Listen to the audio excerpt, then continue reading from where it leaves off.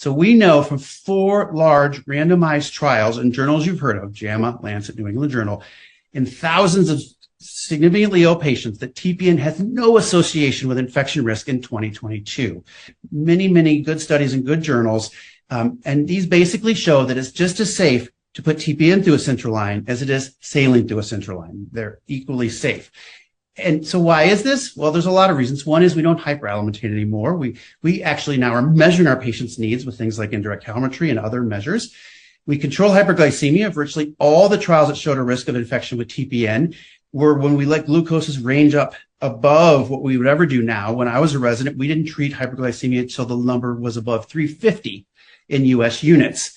And so now we would never do that. And so all these old TPN studies didn't control for hyperglycemia. That just started in 2001. And now we give more protein, we have better central line care with our checklists, and we have better lipids. And so we'll talk about that in a moment.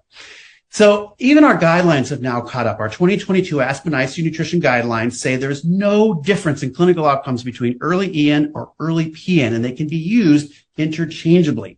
And so I think this is essential, that we recommend either PN early or EN early is acceptable when we need to deliver nutrition. And again, the clinical outcomes are the same, and this is a strong recommendation. So this is a major shift in the Aspen guidelines.